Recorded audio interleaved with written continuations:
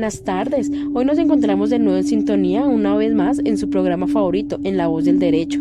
Siendo hoy las 4 de la tarde, damos inicio a nuestro programa, en donde en esta oportunidad tenemos de invitados a la doctora Rosario Duarte, abogada civil, Marta Guerrero, abogada civil, Álvaro Navas, abogado público, y el profesor Giovanni Rodríguez.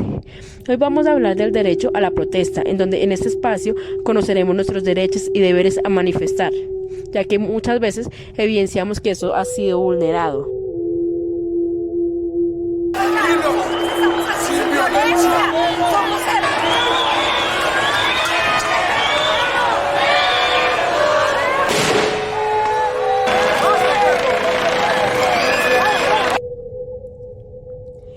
En estos momentos vamos a abrir este campo para que nuestros especialistas nos puedan brindar información de qué es este derecho fundamental, ¿sí? ¿Cómo le vamos a explicar a un ciudadano de este derecho fundamental de la manifestación, de la protesta, para que ese ciudadano entienda? Una persona que no tenga constante conocimiento con las políticas, con la Constitución, los derechos, ¿cómo le vamos a explicar a un ciudadano qué es el derecho de la protesta?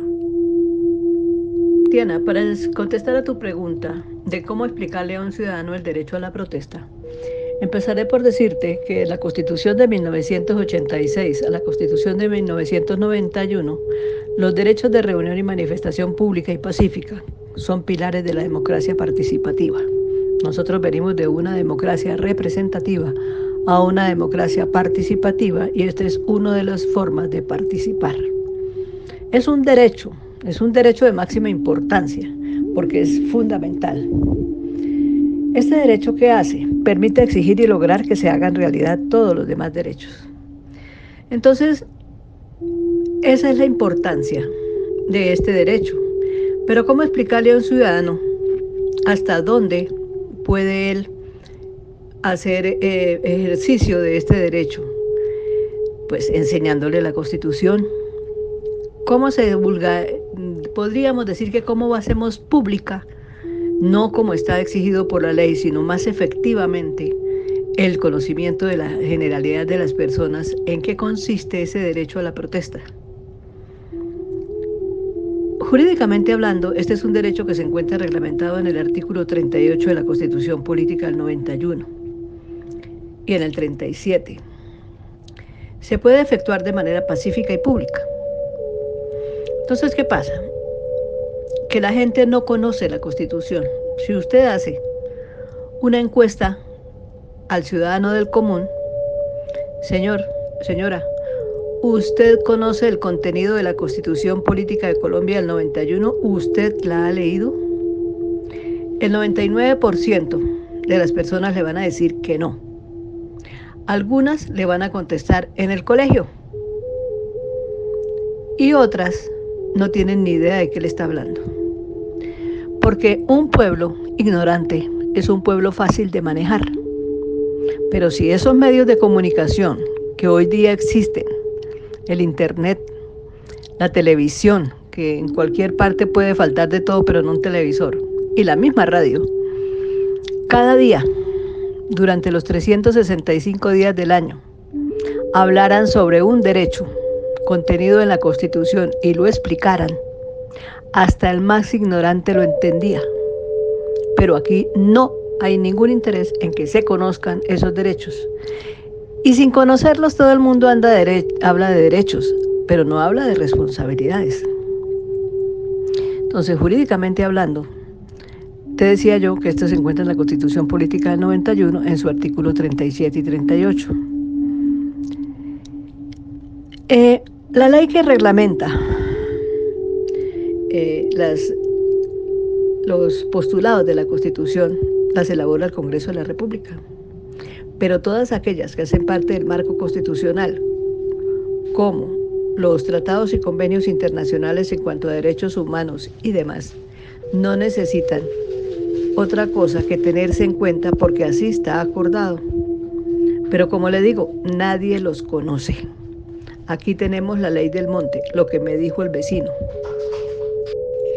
El derecho a la protesta es un derecho constitucional contemplado en la Carta Magna El artículo 37 de nuestra Constitución dice que toda parte del pueblo puede reunirse y manifestarse pública y pacíficamente, y solo la ley podrá establecer de manera expresa los casos en los cuales se podrá limitar el ejercicio de este derecho. Entonces es el derecho a la reunión, a la libertad de reunión, es un medio de comunicación. El derecho a la protesta social se utiliza para exigir normalmente los demás derechos que están siendo vulnerados. Eso se considera como uno de los derechos fundamentales que tiene el ser humano. Entonces todos los ciudadanos tenemos derecho a manifestarnos públicamente. ¿Cómo explicar a un ciudadano el derecho a la protesta?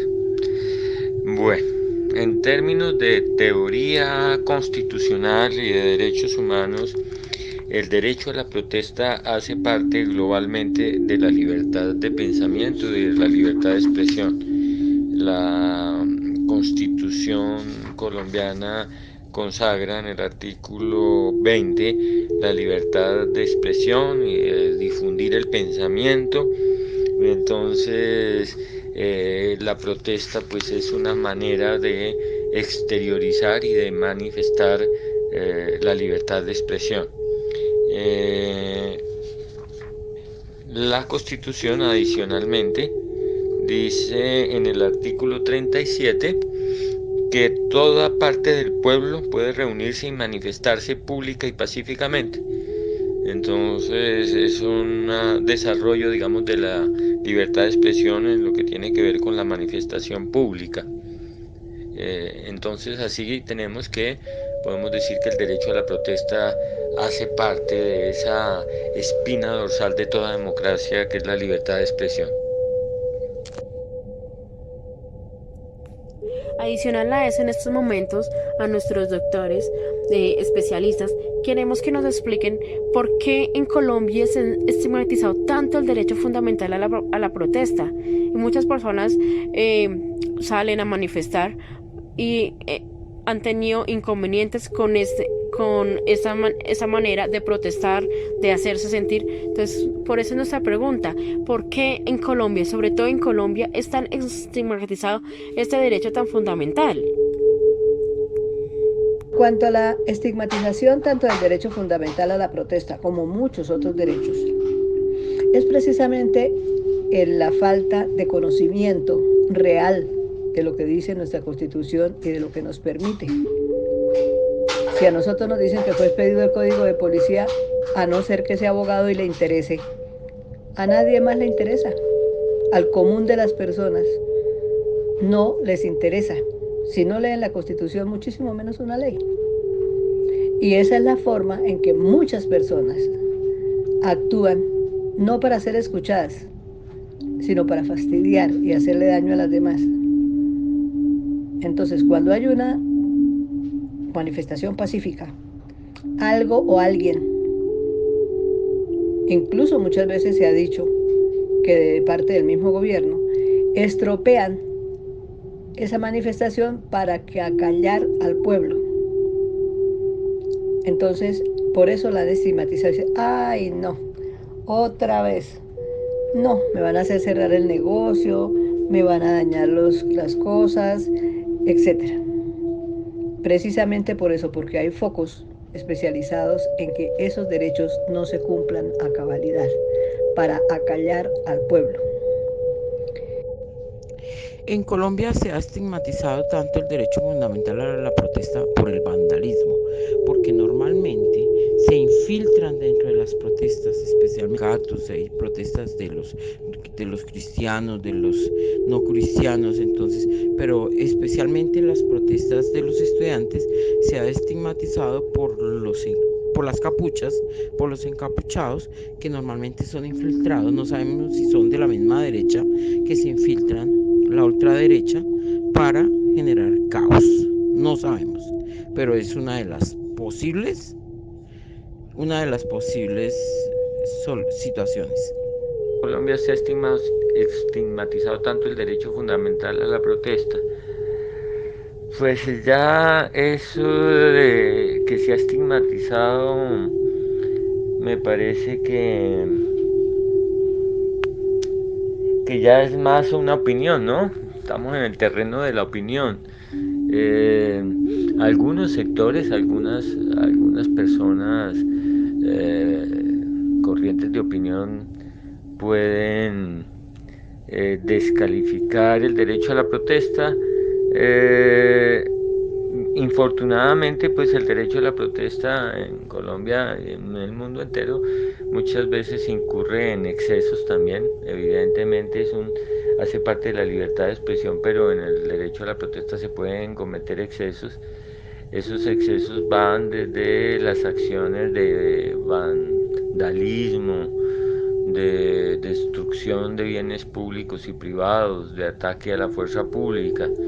Entonces, el derecho a la protesta está establecido en el marco de la Constitución, libertad de expresión, pero bajo los presupuestos de que la protesta tiene que ser pacífica y aceptar pues las reglas del juego del Estado democrático, que hay un monopolio de la fuerza por parte del Estado y que los ciudadanos pues deben acatar a las autoridades, y que la protesta pues no puede tener como apoyo la vandalización o la destrucción de bienes públicos y privados. Adicional a eso, abogados, quisiera que nos explicara a todo nuestro público que hoy está muy activo, en donde nos dijera por qué el ciudadano, cuando ejerce responsablemente su derecho a la protesta y si es violentado por las autoridades, qué mecanismos jurídicos tienen que hacerse respetar para este derecho, ya que se ha evidenciado que muchas veces se ha vulnerado estos derechos. Entonces, como ciudadano, ¿cuáles son nuestros derechos, ¿sí?, que tenemos jurídicamente al momento de manifestar cuando se nos es violentado, ya que se evidencia que casi siempre en la mayoría de las protestas esto ha venido sucediendo? El ciudadano, cuando ejerce responsablemente su derecho a la protesta y es violentado por las autoridades, usted me pregunta qué mecanismos jurídicos tienen para hacer respetar este derecho. Muchos. Nosotros somos participativos. Entonces tenemos el Código Nacional de Policía, tenemos el derecho administrativo, tenemos la policía misma. Lo que pasa es que aquí no se respeta. La Ley 1801 del 2016 tiene contemplado el Código Nacional de Policía y Convivencia, circunstancias excepcionales, fuerza mayor para utilizar el uso de vías públicas, etcétera, etcétera, etcétera. Pero quienes promueven estas cosas no conocen o no les interesa que conozcan. Les interesa es el bullicio. Entonces están desperdiciando una gran oportunidad y una manera de hacer derecho. Claro que sí, hay formas.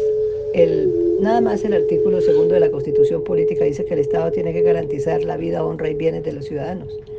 Entonces, nada más con eso, nosotros sabemos que el Estado es responsable de todos aquellos actos que ejecuten sus entes administrativos, judiciales, legislativos y demás que perjudiquen a la nación. En el caso de que el ciudadano que ha ejercido su derecho responsablemente a su protesta y es violentado por las autoridades, pues existen los mecanismos jurídicos para hacer respetar este derecho, que son las Convenciones Interamericanas de los Derechos del Hombre. Tienen que acudir a la jurisdicción, se puede acudir ante los jueces nacionales y si no ante los jueces internacionales, porque hay una violación a los derechos humanos. A la tercera pregunta que tú dices, el ciudadano cuando ejerce responsablemente su derecho a la protesta, si es violentado por las autoridades, ¿qué mecanismos jurídicos tienen para hacer respetar este derecho? No, pues existen múltiples posibilidades jurídicas para el ciudadano, desde, digamos, las acciones penales, disciplinarias, que pueden existir contra los funcionarios que se excedan en el uso de la fuerza. El uso de la fuerza es legítimo por parte del Estado. Utilizar la fuerza para disolver manifestaciones que atenten contra el orden público Digamos, si hay una manifestación estudiantil o de cualquier tipo que esté vandalizando bienes, pues eso no tiene por qué ser permitido.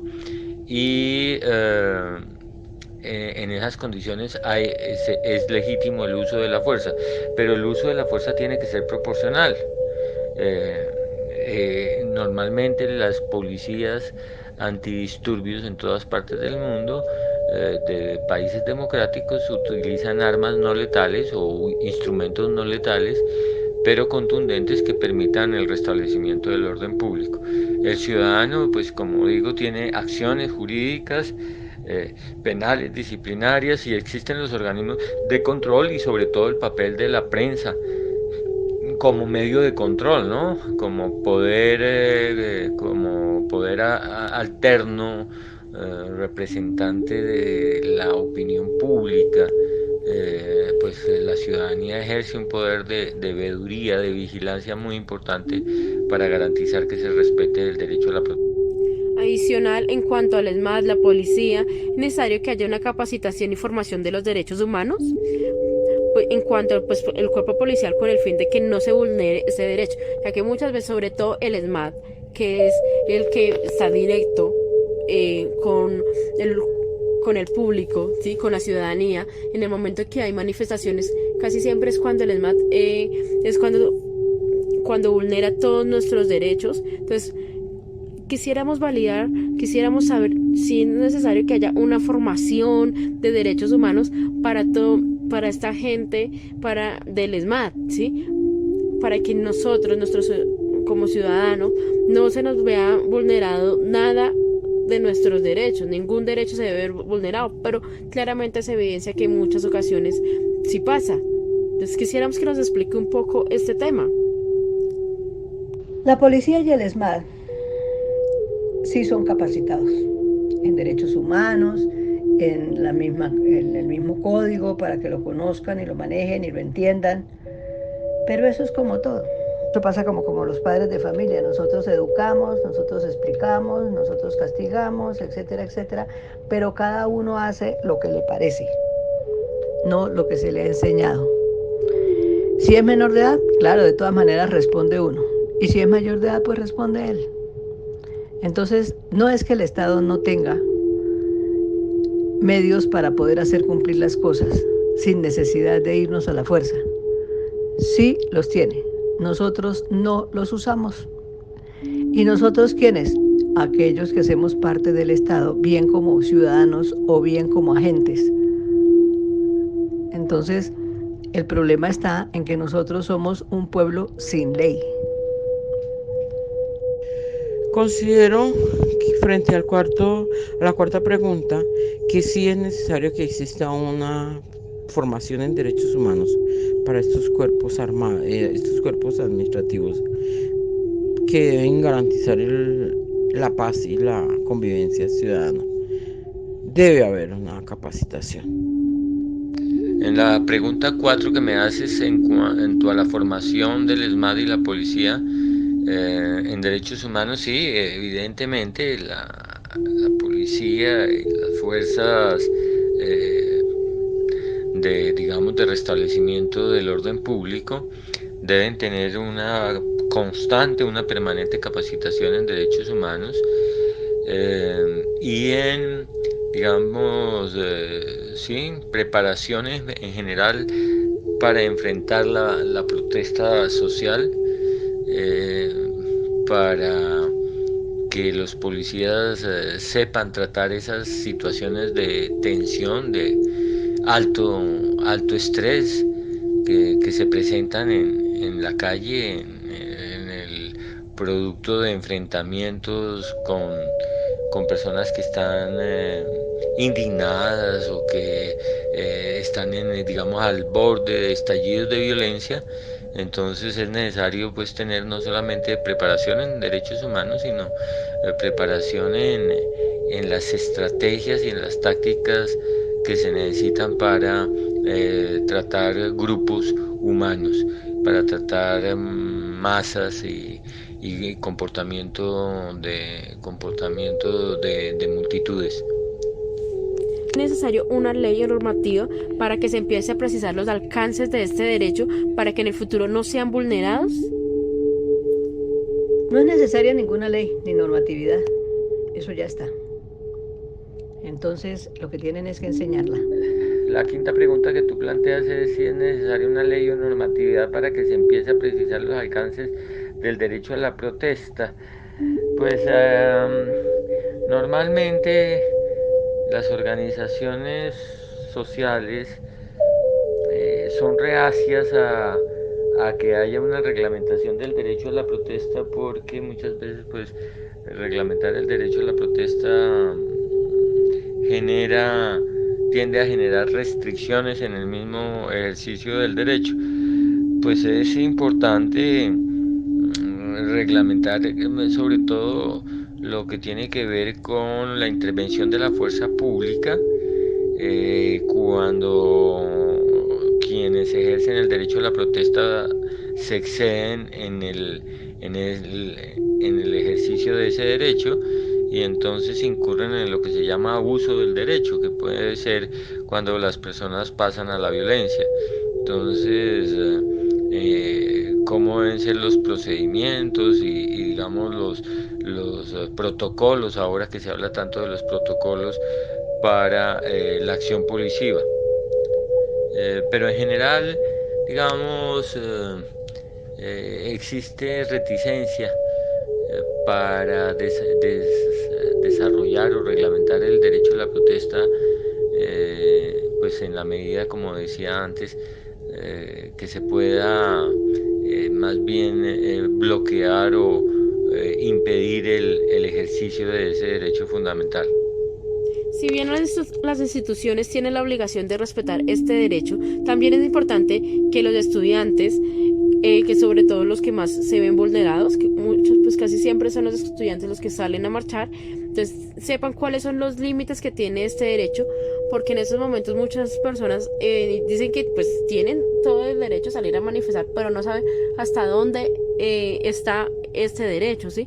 Todo tiene un límite en esta vida, ¿sí? Pero entonces muchas personas no saben cuál es el límite de este derecho. ¿Nos los podría explicar, por favor? Obviamente que los estudiantes conocen todo lo relativo a las manifestaciones, especialmente quienes las promueven. Pero vuelvo y le digo, así como en todo, hay focos destinados única y exclusivamente a dañar la razón única, o como decimos nosotros, el espíritu de la norma, el espíritu de la protesta. Eso lo hay en todas partes para opacar precisamente la protesta. Porque, fíjese, de la protesta nace el derecho desde la calle. Ese derecho desde la calle es aquel que se encuentra en blanco, aquel en el que no se ha pensado y no se ha tenido en cuenta en la legislación colombiana. Entonces entra la Corte a suplir esa necesidad de la norma en blanco o de la norma confusa a través de la jurisprudencia, y una de las últimas jurisprudencias que hay que tener en cuenta es una del año 2018, cuando habla acerca de este tipo de protestas, que ya también lo había dicho en varias sentencias anteriores la Corte Suprema de Justicia. Entonces, esta es la 009, la C009 del 18, que puedes en un momento determinado consultar, en donde la Corte dice exactamente todo lo que tú me estás preguntando. Hay un abogado investigador que se llama Sebastián Lalinde y que escribió un libro que se llama Elogio a la bulla, precisamente hablando sobre este tema en concreto. La sexta pregunta que me hace sobre los límites que deben tener los sectores sociales, en particular los estudiantes, frente al derecho a la protesta. Pues como te decía, el límite del ejercicio del derecho a la protesta tiene que ver con pues los derechos al orden público, a la tranquilidad ciudadana. Está la obligación de que la protesta tenga que ser pacífica. Digamos, las autoridades no tienen por qué permitir que se utilice la violencia física, la agresión, la utilización de objetos contundentes por parte de los estudiantes o de los sectores sociales, pues no puede permitirse. La utilización de las piedras, de las papas bombas, de las bombas Molotov, que las universidades públicas se conviertan, sobre todo las universidades públicas, en reductos para la fabricación de objetos explosivos, pues eso no puede ser permitido. Entonces, sí, las universidades públicas se utilizan como retaguardia, digamos, de los grupos anarquistas que están presentes en los movimientos estudiantiles. Por la naturaleza de ser de la sociedad. En toda sociedad existen grupos extremistas, partidarios de la violencia, pues las autoridades no están en la obligación de permitirlo, y lo que pues procede es que pues, la protesta se haga dentro de los parámetros de la paz, del respeto a las autoridades y respeto del orden público.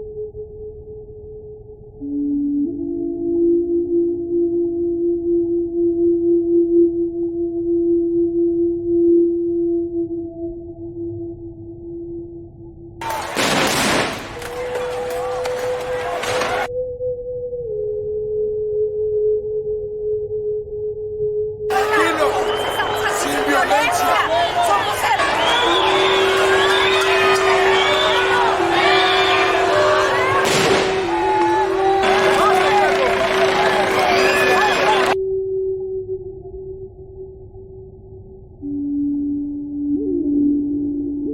¡Viva el paro nacional! ¡Viva el paro nacional! ¡Viva el paro nacional! ¡Viva el paro nacional!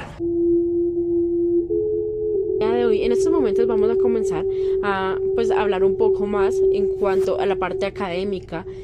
¿Qué es lo que para usted, profesor, es el derecho a manifestar en Colombia? ¿Qué piensa sobre ese derecho? Cuéntenos.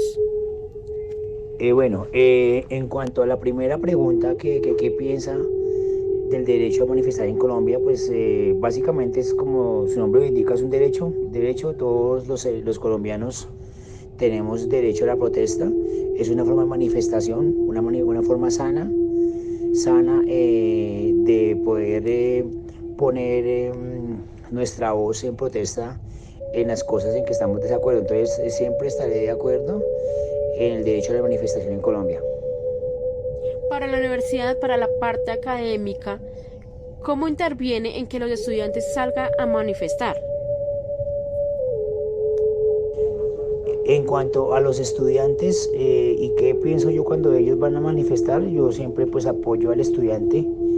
Yo soy de universidad pública y pues yo ya viví eso hace un par de años, entonces me parece interesante y me parece muy bueno, muy saludable que el estudiante en este momento salga a las calles a manifestar su inconformismo. Es una forma sana, una forma que se dé cuenta de pronto la gente del común de lo que está pasando a veces en el país, que por los medios de comunicación no se pueden dar o que de una u otra forma no le llega esa información a toda la gente. Entonces me parece muy sano que los estudiantes se estén manifestando y como ya lo indiqué, estoy de acuerdo con ellos y los apoyo siempre y cuando sea de la forma más sana y que no vayan a delinquir. Por último, ¿cómo quedan estigmatizadas las universidades cuando hay violencia en las protestas? Sobre todo esta violencia vienen involucrados los estudiantes de sus universidades. Nuevamente en este país el estudiante que sale a manifestar o las universidades el estudiante que sale a manifestar lo tachan como revolucionario, como guerrillero, cuando pues eso no es así. Igual como este país está dominado por los medios de comunicación, por unos 3 o 4 dueños de Colombia, ellos son los que tienen el poder y pues como tienen el poder, tienen el dinero y tienen todas las posibilidades de manejar el país, lo hacen de tal forma que opaquen a la poquita gente que va a salir a manifestar. De esa forma lo estigmaticen y le hagan a la mayoría de la gente que son personas revolucionarias que dañan a la sociedad, pero pues es todo lo contrario. Entonces, lastimosamente aquí en Colombia, al estudiante que protesta lo tintan como guerrillero, un revolucionario, pero pues son cosas que se han manejado los pocos ricos de Colombia. A ver qué pasa. La posición mía es la siguiente. Cuando esas manifestaciones se vuelven violentas y la gente sale a dañar las cosas o algo así, infortunadamente, diría yo, con conocimiento de causa, que esas personas que están delinquiendo no son estudiantes ni son marchantes. Casi siempre es gente comprada por los ricos de este país o por ciertas fuerzas ultraderechistas que lo que hacen es dañar la imagen de los que están marchando. Y también lo digo que siempre lo hago, yo siempre salgo a marchar cada vez que puedo y uno no se da cuenta que hay gente que es infiltrada, esa gente es la que daña la imagen de las marchas, infortunadamente es así. Entonces, lastimosamente eso pasa en este país y en muchos países. La información llega de forma diferente en los medios de comunicación, porque pues los medios de comunicación también son pagados por los dueños del país, entonces casi siempre estamos mal informados y mal comunicados, porque todo está manejado por los pocos ricos de Colombia. Me queda agradecer a nuestros oyentes para que en estos momentos estos espacios que son solamente para ustedes, para que ustedes tengan conocimiento y se puedan defender ante las autoridades cuando en algún momento algún derecho fundamental se les sea vulnerado. Entonces ya de acuerdo a lo que nos han dicho nuestros especialistas, ustedes ya van a saber cómo van a tratar este tema en caso de que en algún momento ustedes se vean violentados, vulnerados en algún derecho fundamental para ustedes, como en este caso lo tratamos el día de hoy, el derecho fundamental a la manifestación.